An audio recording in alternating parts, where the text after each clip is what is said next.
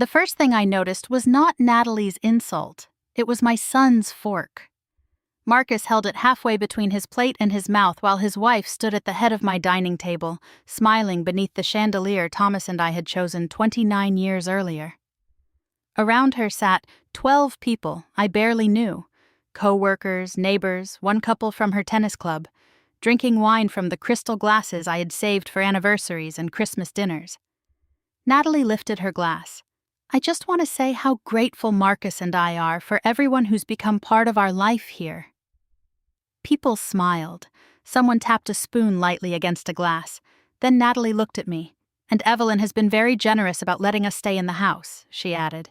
"Though honestly, at this point she's less like family and more like our landlord." A few people laughed because they thought they were supposed to. I looked at Marcus. He was 41 years old. He had Thomas's dark hair, Thomas's thoughtful eyes, and in that moment, none of Thomas's courage. He lowered his fork and stared at his plate. He did not say, "Don't speak to my mother that way." He did not say, "This is her home." He did not even look embarrassed until he realized I was watching him. That silence did something to me. For 3 years, I had explained away Natalie's little cruelties. I had called them stress. I had called them differences in personality. I had told myself Marcus was caught in the middle. I had swallowed irritation because grief had made me afraid of losing the only family I had left. But sitting there at 67 years old, inside the house I had spent most of my adult life paying for, I finally understood something painful. I had not been preserving peace. I had been financing my own erasure. I picked up my water glass and stood. Natalie's smile tightened. "Evelyn?" I returned the smile. "Well," I said, "if I'm only the landlord, that certainly simplifies things." The room went still. Marcus finally raised his eyes. "Mom, what does that mean?" "It means landlords don't make breakfast. They don't pay for vacations, subscriptions, groceries, cleaners, dry cleaning, or your wife's meal service." Natalie blinked. "I was joking." "I know. Then why are you acting like..." "Because I'm tired of pretending the joke isn't true." No one moved. I set my napkin beside my plate. "Enjoy dessert." Then I walked out. I did not slam a door. I did not cry in front of them. I went downstairs to the small guest room that had become mine after Thomas died, and closed the door gently. For several minutes, I stood beside the bed listening to the muffled return of conversation upstairs. Natalie laughed too loudly. Someone changed the subject. Marcus said nothing I could hear. That room had once been used for visitors. It had a narrow closet, one window facing the side fence, and barely enough space for my dresser. After Thomas's funeral, Marcus had insisted he and Natalie move in. "You shouldn't be alone in this big place," he had told me. "Let us help." I had believed him because grief makes promises sound holy. At first, they were considerate. Marcus fixed a leaking faucet. Natalie brought flowers. We ate dinner together. Then the changes began. The family photographs in the hallway disappeared because Natalie wanted cleaner lines. Thomas's worn leather chair was moved to the garage because it was too heavy visually. My china was boxed up to make room for matching white dishes. Our bedroom upstairs, the room where Thomas had slept beside me for 31 years, became Marcus and Natalie's because Natalie said the larger bathroom would be more practical.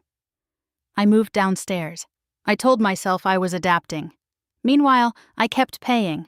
Property taxes, insurance, electricity, water, internet, landscaping, groceries, housekeeping, streaming services, meal kits, a wine subscription I never touched, a premium gym membership Natalie charged to a card I had once given Marcus for emergencies. Their salaries went toward saving for a future home. My retirement funded the present.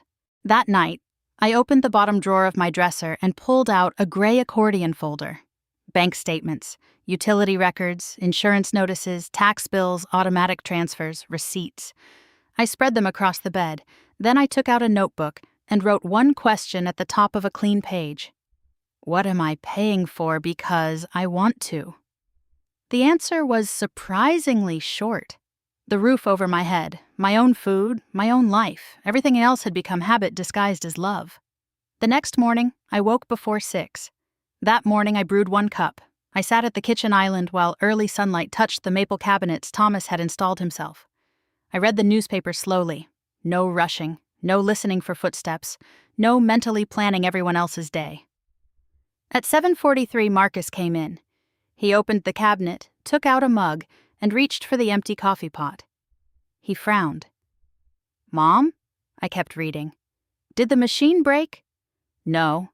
He looked at the single mug beside me. "You only made 1 cup?" "Yes." He stared as though I had announced the house had lost gravity. "Why?" "Because I wanted 1 cup." He rubbed his face. "Okay, can you make more?" "The beans are in the cabinet." Before he could answer, Natalie walked in wearing a silk robe and holding her phone. She opened the refrigerator. "Where are the egg bites?" "I didn't order them." She turned. "Why not?" "I canceled the delivery." Her eyes narrowed. "Because of last night?" "Because landlords don't provide breakfast." "Oh my God," she laughed without humor. "You're really going to drag this out?" I folded the newspaper. "No, I'm ending it." Marcus pulled out a stool. "Mom, can we not start the morning like this?" "We didn't start this morning. We started 3 years ago. I'm simply paying attention now." Natalie crossed her arms. "You're overreacting to 1 sentence." I looked at Marcus. "Did you think it was 1 sentence?" He looked away. That told me enough. I opened my laptop. Natalie leaned over slightly. "What are you doing?" "Reviewing my expenses." I logged into the accounts, linked to my debit and credit cards. One by one, I canceled the meal service, grocery delivery membership, house cleaning, streaming packages, wine club, dry cleaning pickup, and the gym membership billed to me. Natalie stepped closer. "Wait, that's my gym." "Yes. You can't cancel my membership. It was being charged to my card." "Marcus?" My son exhaled. "Mom, maybe do this gradually." I looked at him. Gradually? He immediately regretted the word. "For 3 years, you watched me pay for this household while you saved your money. How much more gradual would you like me to be?" His face reddened. Natalie said, "Families help each other." "They do." "Then what are you proving?" "That help without limits becomes entitlement." She stared at me. I closed the laptop. "Electricity, water, and basic internet will remain. Everything else is now your responsibility." Natalie scoffed. "Fine." But she did not sound fine. At 6, I cooked lemon chicken, rice, and green beans for 1. Natalie appeared in the doorway while I plated my dinner. "What are we supposed to eat?" "You're both employed. I assume you can solve that." 25 minutes later, a delivery driver brought them burgers. For the first time since they had moved in, I ate without calculating how much the meal had cost. Whether Natalie liked the seasoning or whether Marcus wanted leftovers, the food tasted like relief. The next afternoon, I printed a notice. I placed it on the refrigerator with a magnet. Marcus found it first. He read it twice. "Mom, what is this about the garage?" "I'm taking it back." Natalie snatched the paper from him. The notice said that by Friday at 5 in the afternoon, all personal items needed to be removed from the 2-car garage. Anything left after the deadline would be treated as abandoned for purposes of clearing the space, except items I chose to preserve. Natalie looked at me. "My bike is in there." "I know." "My storage boxes, my holiday decorations, everything?" "Everything." "You expect me to move all of that in 2 days?" "You had no difficulty moving it in." "Mom, where are we supposed to put everything?" "You have a rented storage unit." "I'm sure you'll figure it out." She crumpled the notice. "I'm not moving anything." She stepped closer. "You wouldn't touch my things." "Don't build plans around that belief." Marcus remained in the kitchen. "I don't understand how we got here." "You got here by never asking who was carrying you." "I thought you liked helping." "I did, until helping became expected." "I didn't know you felt this way." "You never asked." Friday came bright and warm. At 5 exactly, I opened the garage. It was still packed. Natalie's stationary bike stood in the middle. Plastic bins rose along one wall. Decorative wreaths, seasonal pillows, unopened packages, old lamps, folding tables, garden ornaments, boxes of shoes, and furniture crowded the space so completely that my car had sat in the driveway through heat, rain, and winter frost for 2 years. Then I called the donation service I had arranged in advance. I had no interest in being destructive. I set aside Marcus's fishing gear, his toolbox, and several boxes labeled with family keepsakes.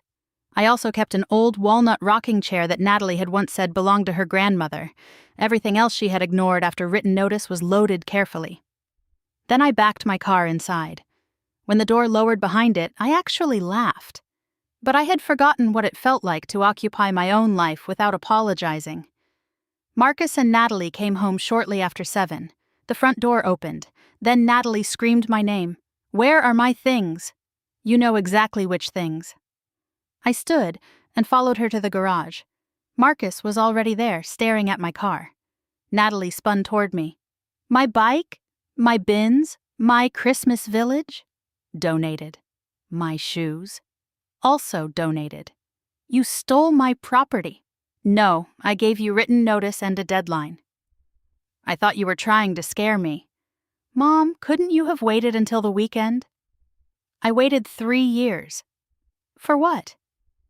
"For either of you to notice that I had disappeared inside my own home." "My grandmother's rocking chair." "It's in the guest room." I kept it. It was obviously meaningful. Her voice dropped. "You didn't give it away?" For the first time, her anger had nowhere clean to go. I was not acting recklessly. I was not trying to hurt her. I was simply done sacrificing myself for her convenience. Marcus looked at my car and said quietly, "It should have been parked in here all along." "Yes." The next morning, they left for a weekend trip they had booked months earlier. Natalie barely spoke to me. Marcus paused before walking out. "We'll talk Sunday." "I'm sure we will." As soon as their car disappeared, I made another call. At 9, 2 movers arrived. The master bedroom had once been the center of my marriage. Thomas and I had painted the walls ourselves. He had built the window seat. We had chosen the oak bed after our 20th anniversary. On his last morning at home before the hospital, he had sat beside that window and complained that the maple tree needed trimming. After he died, Natalie had called the room too much space for one person. I had believed giving it to them was generous. Standing inside it now, I realized generosity offered under pressure can become self-abandonment. The movers carried Marcus and Natalie's furniture downstairs to the guest suite. Then my furniture came back. Thomas's leather chair brought in from the garage. The blue ceramic dish where he used to drop his cufflinks and spare change. When everything was in place, I stood alone in the doorway.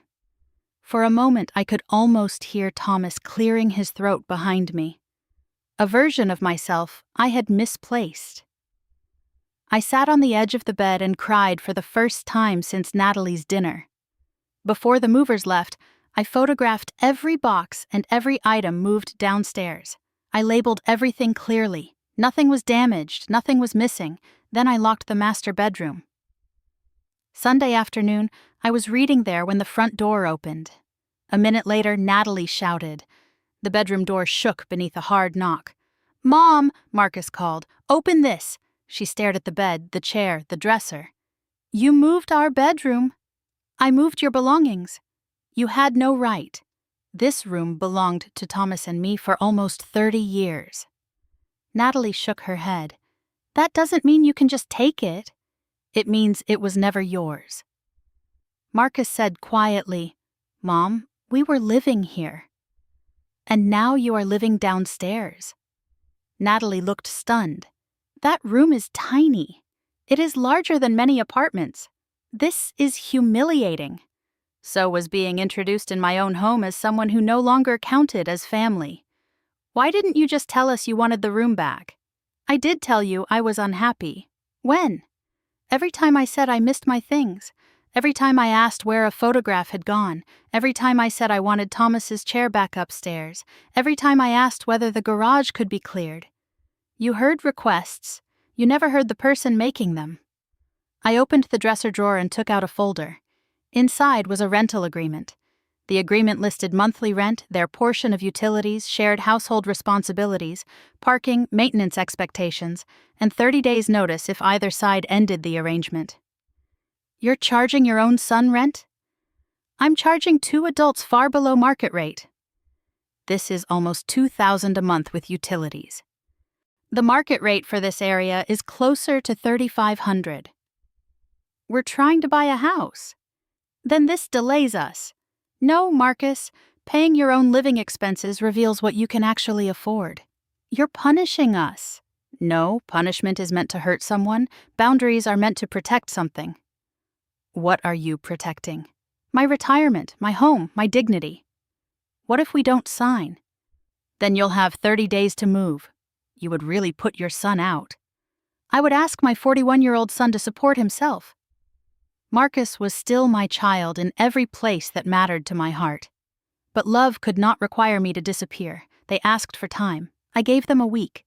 Instead, they behaved like a storm might pass if no one mentioned the clouds. I bought a small refrigerator for the master suite and a locking pantry cabinet. Not because I wanted to hide food, but because Natalie had developed a habit of using what I purchased and replacing nothing.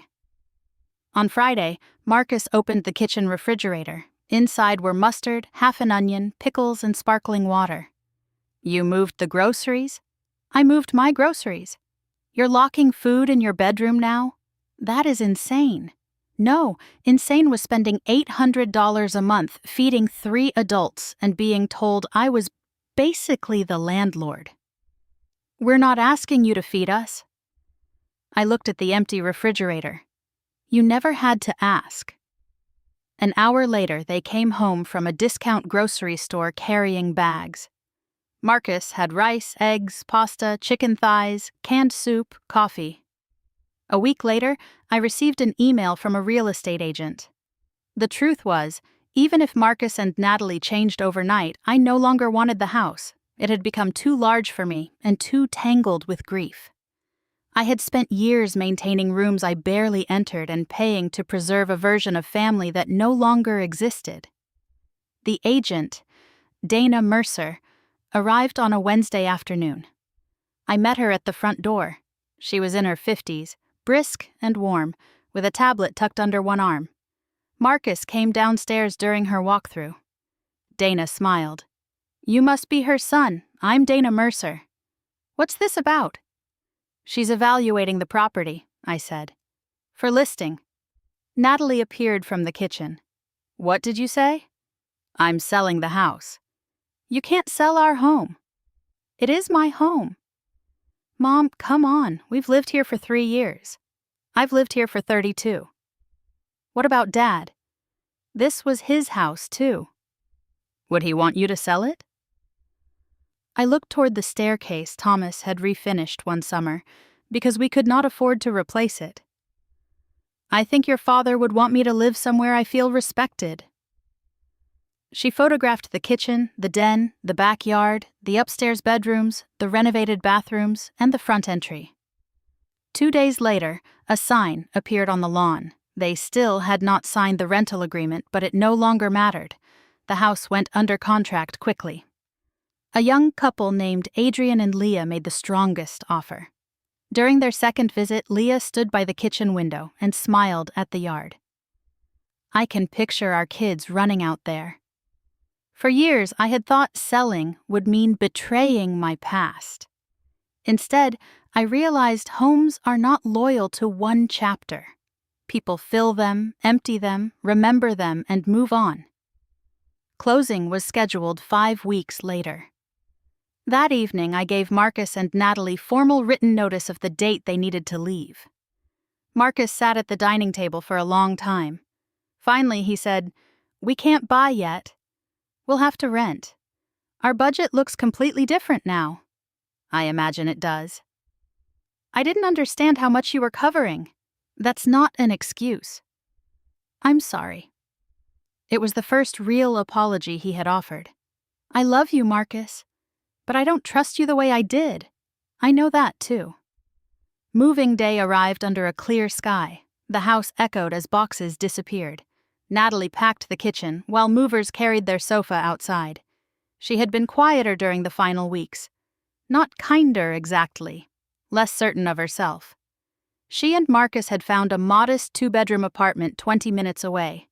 It had no guest suite, no landscaped backyard, no 2-car garage. It also came with rent they had to pay themselves. When the last truck was loaded, Natalie approached me with the spare keys. She held them in her palm for a moment before handing them over. "I owe you an apology." I waited. Her eyes dropped. What I said at that dinner was cruel. Yes. I was showing off. I know. I wanted people to think this life was ours. There it was. Not the whole truth, perhaps, but enough of it. She took a shaky breath. And I think I resented you because every time I looked around, I knew none of it actually belonged to me. I had never expected that admission. You could have built something of your own without taking mine. I see that now. She wiped beneath one eye. "I'm sorry, Evelyn." "Thank you." She hesitated. "Do you hate me?" "No." Her face tightened as though that answer hurt more, but I will never again confuse forgiving someone with giving them unlimited access to me. She nodded. "I understand." Marcus was the last to leave. He stood in the empty living room, hands in his pockets. Without furniture, the room looked smaller. He stared at the pale square on the wall where a painting had hung. "I failed you. You became comfortable." "No," he shook his head. "I failed you. You lost Dad, and instead of helping, I let you take care of us." I stepped closer. "You can learn from it." "I wish I had defended you that night." "So do I." His eyes filled. "I kept thinking I could talk to Natalie later." "That was your mistake." "I know. When someone humiliates a person you love, silence is still a choice." He nodded. Then he hugged me. I held him tightly. He was still my son. That was the complicated mercy of it. Love remained even after illusion disappeared. When he pulled back, I said, "I forgive you." His face crumpled. "But forgiveness is not a reset button." "I understand." "Good." He walked toward the door, then turned. "Will you tell me where you're moving?" "When I'm ready." He nodded. "That's fair." For 3 weeks after they left, I lived alone in the old house. Those were some of the strangest weeks of my life. I walked through empty rooms and remembered birthday parties, arguments, Christmas mornings, Thomas dancing badly in the kitchen, Marcus racing toy cars down the hallway when he was 6. I found scratches on a door frame where we had marked his height. I found one of Thomas's old screws beneath a radiator. I found a faded note behind a cabinet in his handwriting reminding himself to buy milk. I kept the note, not the cabinet. On closing day, I handed Adrian and Leah the keys. Leah cried. So did I. But my tears were not regret. They were gratitude. The house had carried me for decades. It did not have to carry me forever. 6 months later, I sat on the balcony of my new condominium overlooking a park. It was half the size of the old place and twice as peaceful. The master bedroom was mine. The kitchen held only food I bought. Thomas's leather chair sat beside a bookshelf near the window. Our wedding photograph rested on a narrow console. I kept the blue ceramic dish on my dresser. I joined a gardening group at the community center and took watercolor classes on Thursday mornings. I made 2 friends who liked long walks and bad jokes. I learned that I enjoyed eating breakfast at little cafes. I learned I hated pickleball. I learned I could sleep until 8 on Sundays without feeling guilty. Marcus called every other week. At first, our conversations were careful. Then they became real. He told me when rent went up. I did not offer money. He told me their dishwasher broke. I gave him the number of a repair company. He told me he had started cooking twice a week. I laughed when he admitted his first attempt at chicken was almost inedible. Natalie occasionally joined the calls. She was different too, not transformed into a saint. Just less entitled, more aware. One afternoon, Marcus invited me to lunch. We met at a small Italian restaurant near my building. He looked tired but happy. He told me they had rebuilt their savings after 6 months of budgeting and planned to wait another year before buying. "That sounds sensible," I said. He smiled. I guess we finally know what we can actually afford. When the check arrived, he reached for it. I've got this. I shook my head. We'll split it. He grinned. Of course we will. Outside, the air was warm. We hugged before going in opposite directions. I walked home through the park, watching sunlight flicker between the trees. For years, I had believed peace meant keeping everyone comfortable. I had been wrong. Peace was not silence at a crowded dinner table while someone reduced me to a convenience. Peace was not paying bills to avoid conflict. Peace was not giving up rooms, memories, money, and dignity so no one could accuse me of being difficult. Peace was being able to hear my own voice and trust it. At home, I unlocked the door and stepped inside. No shoes blocked the hallway. No television blared from another room. No one called my name because they needed something. The quiet did not feel lonely. It felt honest. I made tea and carried it to Thomas's chair. Late sunlight stretched across the floorboards. For a while, I watched people pass through the park below. Then I looked around the room. Everything inside had been chosen deliberately. Every bill was mine. Every key belonged where I wanted it. Every boundary existed because I had finally learned that love does not become less loving when it has a lock on the door. The woman I had been at that dinner table would have thought reclaiming my life required one dramatic victory. It did not. It required 100 ordinary decisions. 1 cup of coffee, 1 canceled payment, 1 cleared garage, 1 bedroom door, 1 unsigned agreement, 1 sale sign in the yard, 1 goodbye that did not mean the end of love, and 1 home where I no longer had to earn the right to belong. I lifted my tea toward the window, a private toast to the life Thomas and I had built, to the son I still loved, and to the woman I had almost forgotten how to be. Then I smiled. For the first time in years, I was not a guest in anyone's future. I was finally living in my own.